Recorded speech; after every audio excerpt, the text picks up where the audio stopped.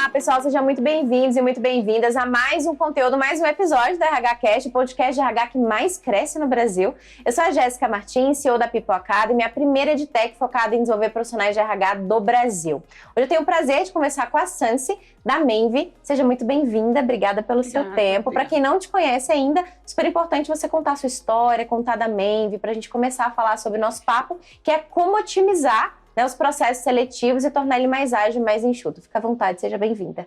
Obrigada, Jéssica. É um prazer estar aqui. Muito obrigada pelo convite. Então, eu sou Sansi Arai, sou CEO da Menvi. A Menvi está aí no mercado há 13 anos, né? E eu estou na Menvi há 10 anos. Então, nós somos especialistas no desenvolvimento de soluções para RH. Nós hoje trabalhamos com gestão de processo seletivo, desenvolvimento de pessoas. Temos o Assessment, que é o People também, que é o nosso queridinho do mercado. E vamos lá, espero que eu possa contribuir para essa conversa hoje. Muito bom, e como eu já trouxe um spoiler aqui, a gente vai falar sobre como otimizar o processo seletivo e tornar ele mais enxuto. Quais são os insights que você consegue trazer para a gente começar a contextualizar essa conversa? Eu vejo hoje que os gestores precisam trabalhar mais junto com a RH em cima de objetivos, para que as contratações elas sejam mais assertivas. E às vezes a gente está muito engessado no processo e não consegue trabalhar com uma flexibilidade e olhar para isso como estratégia mesmo. Por que eu estou contratando essa pessoa? Qual é o papel da pessoa nessa organização? E por que eu preciso dessa pessoa nessa posição? Então, a partir do momento que a gente consegue trabalhar com mais flexibilidade, se desconectar um pouco do processo e olhar mais para o objetivo, eu acho que a gente consegue entregar isso de forma mais enxuta. Hoje, nós temos empresas que têm inúmeros processos que não fazem sentido para todas as vagas. Então, eu acho que isso é uma grande oportunidade hoje. Então, eu posso entender que o enxuto ele vai depender necessariamente da estratégia que está sendo elaborada pela liderança e pelo RH. Então, o enxuto não quer dizer que são 2 dias, ou 1 semana, ou 15 dias, desde que aquilo responda e consiga compreender exatamente o que aquele processo se demandou, né? Então, a liderança precisa ser estratégica o suficiente junto com o RH para desenhar um processo que atenda, é isso? Exato. Será que as etapas que eu tenho hoje no meu processo, elas estão ali só para cumprir um processo? Porque foi definido em algum momento por alguém? Ou ela realmente é fundamental para que eu faça a contratação daquele cargo? Eu acho que está muito mais vinculado com isso. Será que eu estou olhando para isso? Será que eu estou questionando isso ou só estou seguindo um processo que já foi pré-definido? E a tecnologia, assim, onde você acha que encaixa para esse processo ele ser mais ágil e mais enxuto? O que eu vejo, falando do ponto de vista dos clientes que nós atendemos e as ferramentas que nós oferecemos, tá? Que cada vez mais tem se utilizado mapeamento de perfil comportamental para, em cima de dados, eu tomar decisões sobre pessoas. Tá? Um exemplo, tá? Eu posso, por exemplo, mapear um time que eu tenho hoje já, para olhar quais são os gaps, as potências que eu tenho nesse time, para, com base nisso, decidir sobre uma contratação estratégica. Para eu conseguir complementar, através dessa deficiência que eu percebo nessa equipe, essa nova contratação. Então, eu olho para a descrição de cargos antes de trabalhar em cima desse job description também. Legal. Falando em job description, né? Eu quero trazer para vocês uma visão que eu tenho construído muito com a Sansi, que é sobre como a gente consegue usar tudo que a gente está descobrindo ali dentro do processo seletivo para poder desenvolver as pessoas que estão entrando dentro do nosso funil ali, né? Deixando de ser uma pessoa candidata para ser uma pessoa colaboradora. Traz para a gente um pouco dessa sua visão. Perfeito. Eu entendo que hoje nós temos, inclusive eu conversei com clientes sobre isso, eu tive uma devolutiva que foi muito engraçada até, para dizer raso, tá? Por que a partir do momento que eu tenho, ali no processo seletivo, dados extremamente importantes sobre aquela pessoa, com base em tudo que ocorreu no processo seletivo, no fit que eu identifiquei da pessoa com essa vaga, na experiência que essa pessoa tem, na bagagem que ela tem, no que eu vi nesse mapeamento de perfil comportamental, por que após a contratação, após esses dados que fizeram com que eu tomasse a decisão sobre essa contratação, eu não usei no onboard uma passagem de bastão para a liderança? Por que essa informação não chega na mão da liderança? E eu questionei isso diretamente, eu tive a oportunidade de questionar para 2 RHs que são clientes nossos. E uma pessoa me disse, porque dá trabalho, mas este é o trabalho. E dá trabalho, às vezes, nesse momento, né? O quanto isso eventualmente transborda e facilita outros processos posteriores. E o outro feedback que eu recebi é, que existe uma resistência da liderança, porque acredita-se, quando eu estou fazendo uma contratação, eu estou contratando o herói. Aquela pessoa que vai salvar todo o processo. Tu está contratando para mim, o RH está salvando o processo, trazendo para mim a pessoa que falta no meu time. Então, todos os meus problemas vão ser resolvidos. Então, me fala dos problemas, porque eu não quero problema, eu já tenho. Eu quero só a solução. Mas tu entende que nós nunca temos a pessoa perfeita, nós temos a pessoa mais ideal, a que mais se aproxima da necessidade daquele cargo. Todo mundo tem oportunidade de desenvolvimento, inclusive esse gestor. E quando ele pensa assim, tem muita oportunidade de desenvolvimento. Né? Começa aí a oportunidade de desenvolvimento. Então, a partir do momento que eu tenho essa consciência, eu estou te trazendo a pessoa ideal, e eu tenho essa liberdade, essa abertura para falar para esse gestor. O que eu identifiquei nesse processo é que eu posso ter essa deficiência em relação ao comportamento, que pode respingar nesse ponto, no relacionamento com a equipe ou com você, que às vezes pode ser até no trato com o gestor, pode haver algum conflito, algum problema, e eu entendo que as potências dessa pessoa são essas. E aí eu tenho mais uma oportunidade, porque às vezes a gente olha para as deficiências, olha para os gaps, e já foca em o que eu preciso desenvolver nessa pessoa, mas por que eu não olho para a potência no sentido de usar isso de forma estratégica para resultado? A curva de desenvolvimento ela é muito maior do que a curva de aproveitamento das potências. Né? Mas por quê? Porque dá trabalho. Porque dá trabalho, né? E eu acredito que a liderança não deveria ser só uma hierarquia. Eu falo isso com frequência. Deveria ser uma rede de apoio. Enquanto nós não estivermos dispostos a nos entregar para trabalhar o desenvolvimento dessa pessoa, nós não temos nada mais a entregar, porque as pessoas estão trabalhando, o futuro do trabalho está nos mostrando isso. As pessoas não querem mais só um emprego, elas querem um trabalho, elas querem um propósito, elas querem, para elas se sentirem engajadas, elas têm que sentir que para além da entrega do trabalho, elas estão se desenvolvendo naquela empresa. Senão eu não tenho por que continuar. E esse é o trabalho da liderança, isso tem que ser um compromisso da liderança. Como a gente consegue trazer isso para a prática? Assim, vamos tentar desenhar essa jornada de captura de dados, de compreensão dos dados que estão sendo gerados ali no processo seletivo, versus o que isso transborda em onboarding, como que isso pode, de forma estruturada, né, chegar ali na mão da própria pessoa colaboradora e também da liderança para ser trabalhado. Porque quando a gente fala isso, a gente está trazendo mais um aprimoramento do processo do que um custo de investimento de dinheiro ou de tempo para se debruçar nesse processo aqui, né? Você não vai precisar contratar novas tecnologias ou contratar uma nova pessoa para fazer isso. A gente está falando exatamente de aproveitamento, de otimização de dados que já foram gerados, analisados e compreendidos, né? Vamos tentar desenhar isso na prática, assim. Então, a pessoa colaboradora, ela chegou no candidata, né, nessa altura. Ela é candidata, ela foi aprovada e você tem ali dados, por exemplo, de fit cultural, dados de habilidade, de competência, você tem dados e observações da liderança, você tem as suas observações como recrutador e recrutadora sobre aquela pessoa, que minimamente você anotou e concentrou em algum lugar. Que pode ser uma tecnologia, pode ser um Excel, que seja no papel. Você, de alguma maneira, eu espero que você, para tomar decisão sobre essa pessoa, você estruturou um dossiê mínimo para poder vender aquela pessoa para a pessoa gestora e falar, olha, é a pessoa mais adequada ou essa é uma das pessoas mais adequadas para essa vaga que essa pessoa está sentando, certo? Então, assim começa, né, esse processo. Depois, me ajuda aí nessa construção. Então, a gente pegou tudo isso, a pessoa foi aprovada, e depois, o que a gente faz? Aí eu quero pegar um gancho já do que tu comentou, porque às vezes as pessoas culpam o processo, a falta de processo ou a falta da automatização do processo para não fazer algo a mais. Sendo que o ecossistema hoje nunca teve tantas plataformas disponíveis e interessadas e flexíveis para o desenvolvimento. Então, às vezes, esse feedback não chega para a plataforma para que a gente possa entregar para o RH o que eles precisam. Sobre isso, deixa eu só fazer um ponto, que eu já quero trazer a prática aqui para a otimização. Vou voltar. Estou vendo aqui. Sobre isso, eu quero trazer um ponto que eu acho super importante para a gente já agregar a prática. Eu uso uma ferramenta, não sei se você usa o Notion.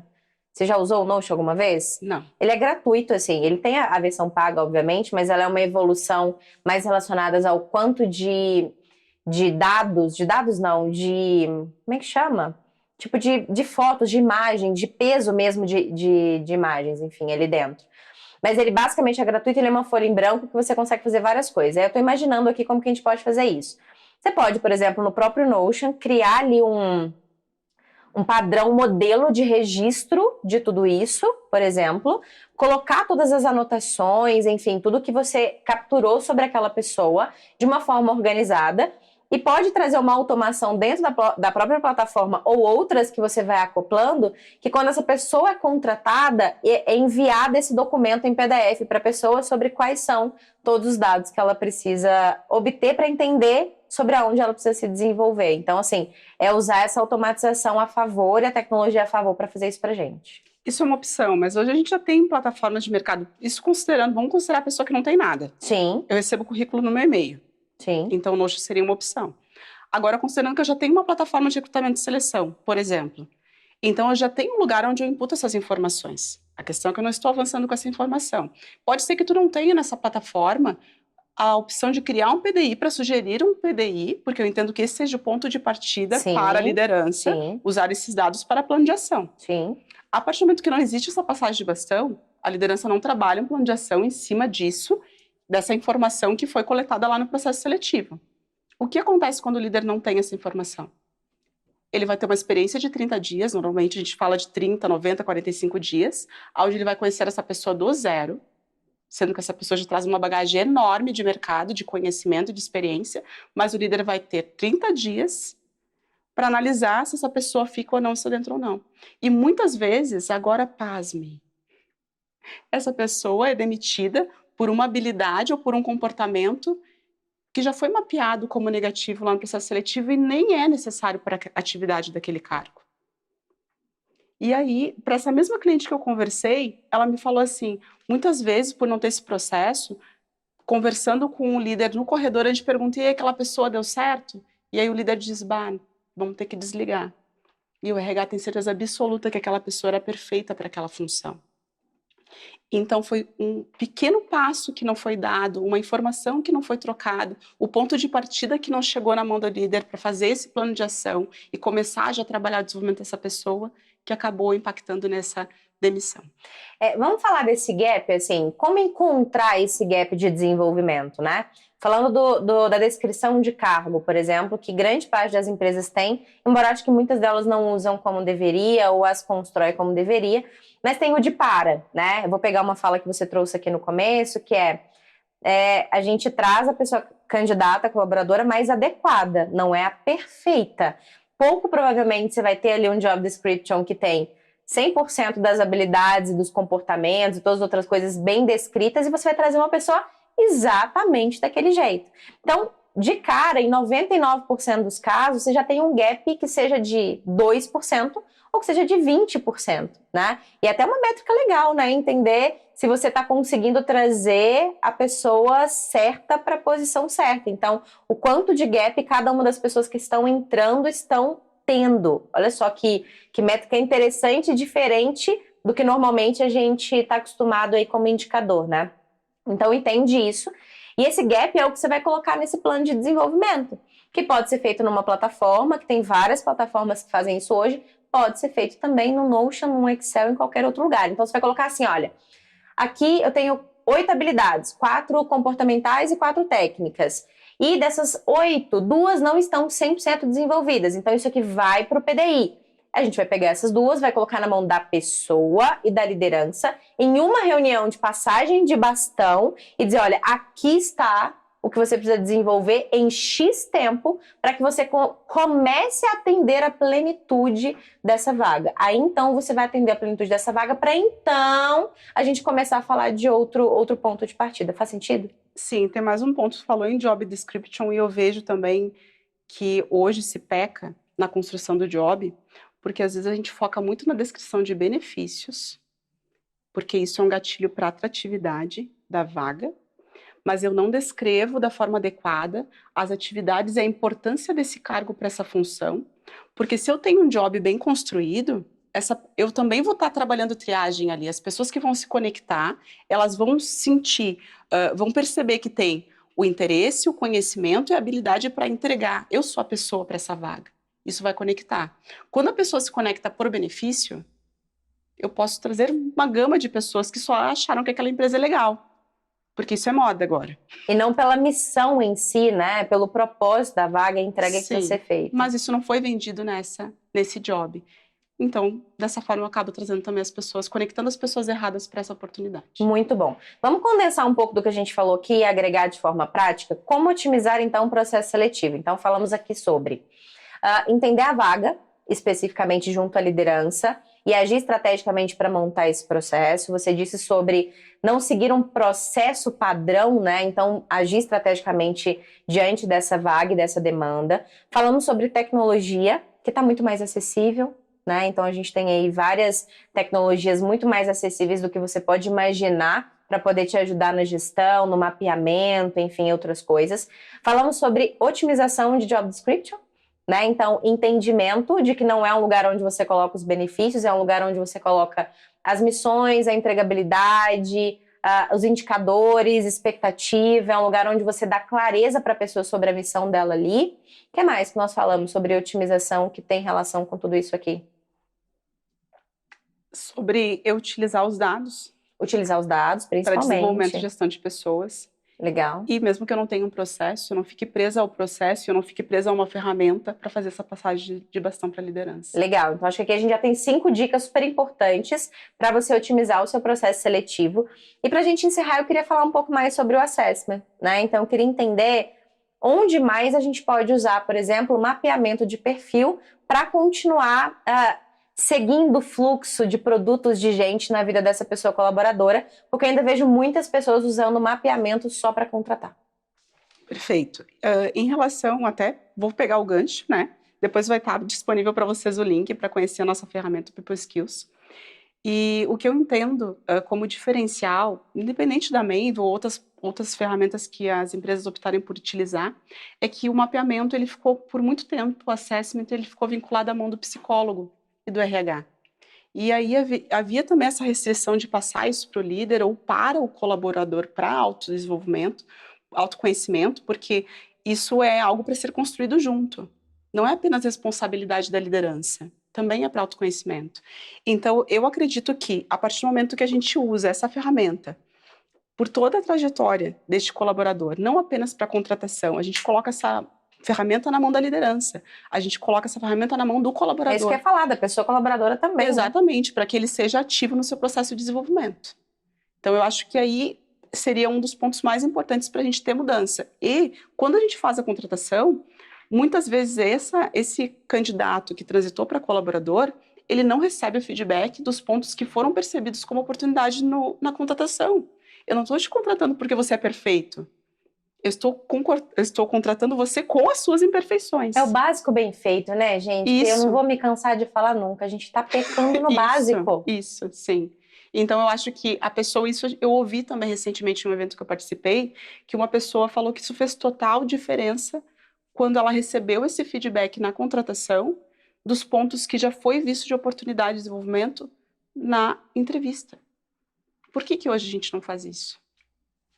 Parece tão simples, né? Mas por que a gente não faz? Eu tenho uma hipótese. Eu acho que a gente sentou e assumiu e aceitou tanto a cadeira de resolver o problema dos outros, apagar incêndio, viver acumulando tarefas de formas não objetivas e estratégicas, que a gente não para pensar o nosso processo. A gente não para pensar o porquê a gente está fazendo. A gente não para pensar para que a gente está fazendo. A gente não para pensar o que de melhor a gente pode fazer. A gente está tão atolado de coisas e aceitou esse lugar sem questionar, a gente não está raciocinando sobre o que a gente está fazendo. Há uma quantidade de problemas que a gente ainda tem com relação a feedback de candidato. Sim. E é uma coisa básica. Básica. Sabe como eu resolvi isso na época que eu era RH? Que não tinha plataformas, não tinha um tanto de coisa que existe hoje. Eu alinhava expectativa no processo seletivo. Como era um volume gigante de pessoas que eu falava, ou os meus e-mails, ou dentro ali do meu primeiro contato, eu falava, olha, se eu não entrar em contato com você até o período tal, então numa determinada camada do processo seletivo, é porque você não foi aprovado. Se você quiser saber muito o que aconteceu e tudo mais, tal, você pode entrar em contato com a gente, fica à vontade, aqui tá o canal de comunicação. Porque era assim, milhares de pessoas que a gente triava, e naquela ocasião era impossível de dar feedback para todo mundo, porque tem o feedback e o retorno, né? Então, o retorno, às vezes é dizer, olha, não passou, não foi dessa vez, às vezes foi ali na primeira camada de triagem, você não tem muito para dizer para aquela pessoa, né, sobre ela, para dar um feedback estruturado, você não a conheceu exatamente. Então, naquele momento é muito mais um retorno do que necessariamente um feedback. Mas dependendo da camada onde essa pessoa está, aí sim você consegue trazer uma robustez maior e agregar para ela naquele processo, né? Então, a gente ainda está pecando muito no básico, né? Mas aí, quando tu me traz isso, me leva para uma outra reflexão. Será que o RH, a maioria dos RHs e as organizações, estão cientes do real papel do RH? Não estão. Que é a gestão de pessoas, que é contribuir para o desenvolvimento de pessoas? Ou eu acredito que o meu papel é pagar benefícios em dia, gerenciar a folha de pagamento? Será que a liderança está ciente do papel dela? Porque hoje, liderança, eu vejo uma galera, assim, maluca com aquele tanto de task, de relatório, de dashboard, de report para não sei o quê, reunião e tal, mas eu não vejo na agenda, por exemplo, one-on-one, desenvolvimento de pessoas, conversar com o RH para saber a melhor forma de engajar a Jéssica, de engajar fulano, de engajar Beltrano, não vejo isso na agenda. Lotada das lideranças. Será que a liderança entende o papel dela na vida dessas pessoas? Muitas vezes, tanto a liderança quanto o RH, eles estão tão focados, imersos no processo, mas esse processo, ele está enraizado na organização. Então, eu entendo que a alta gestão talvez não perceba que existe aí uma grande oportunidade de a gente direcionar o foco na direção correta.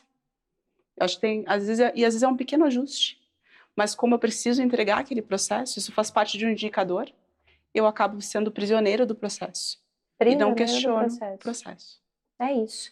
Meu amor, muito bom, muito obrigada pelo seu tempo e pelo conteúdo. Vou pedir para você, com base em tudo que a gente trouxe aqui, deixar uma mensagem final, né, para quem está nos ouvindo ali, provavelmente especialmente especialistas, estão aqui para aprender um pouco mais sobre otimização de processo seletivo e lideranças também, que é o nosso público, e deixa os seus contatos para quem quiser continuar esse papo com você e encontrar a Menve. Perfeito. Obrigada novamente pela oportunidade. Eu espero, eu acredito que através dessas conexões que a gente cria hoje no RH, dessas conversas que a gente tem a oportunidade de ter, a gente consegue gerar insights, ideias, né? E, no mínimo, provocações, para que as pessoas pensem, passem a passar diferente e tentem impactar de forma diferente as suas empresas. Então, eu espero, sim, que a gente consiga ter contribuído de alguma forma. Se vocês quiserem nos seguir no Instagram, a Menve Software é o Instagram da empresa, Sanserai Vargas é o meu Instagram, e vai ser um prazer atender vocês e trocar. Eu estou à disposição também para conversar sobre esse assunto ou o que vocês tiverem interesse. Você sabia que você tem presente? Não sabia! Eu esqueci de falar com você no começo que você ia ganhar um presente. Você achou que estava aqui só de enfeite? Achei que era enfeite! É também um enfeite, porque o rosinha super combina com tudo. Sim. Mas é um presente da Flash para você e da RH Cast também. Você sabia que a Flash é aceito em mais de 4 milhões de estabelecimentos? Não. Não? Você sabia que você pode ter vários benefícios em um cartão só? Não sabia. Agora você sabe. Abre o seu presente pra galera ver o que a gente tá te entregando. Enquanto isso, vou aproveitar para deixar os meus recados aqui. Tem vários links para vocês. Bonitinho, né? Maravilhoso.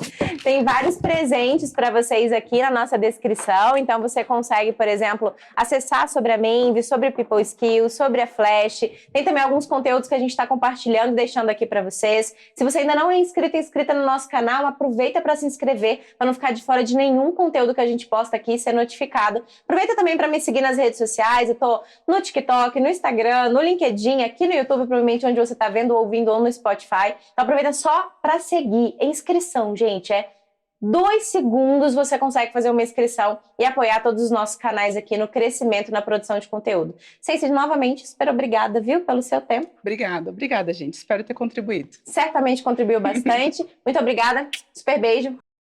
Ei, você acabou de assistir mais um conteúdo aqui do RH Cast no meu canal e eu tô aqui para te dizer que existem vários outros conteúdos incríveis para você maratonar. Inclusive, tô deixando aqui do lado 2 sugestões muito interessantes para que você consiga se desenvolver como um profissional de RH de alto impacto. Aproveitando, eu quero deixar 2 recados. O primeiro deles é para você que gostaria de se desenvolver como RH que realmente impacta o negócio em que trabalha. Hoje nós temos a maior escola de RH do Brasil, People Academy, e lá você consegue se desenvolver em 4 grandes carreiras. Se você está iniciando, se é especialista, liderança de RH ou quer empreender, são mais de 25 conteúdos para que você possa se desenvolver. E eu estou deixando aqui do lado um QR Code para você conhecer um pouco mais da plataforma. Aproveitando, eu quero te dar um outro recado que na verdade é uma sugestão, para que você conheça todos os apoiadores do projeto RH Cast. É por causa deles que conteúdos de alta qualidade como o que você acabou de assistir chegam para você gratuitamente. No mais, aproveita bastante os conteúdos aqui do nosso canal.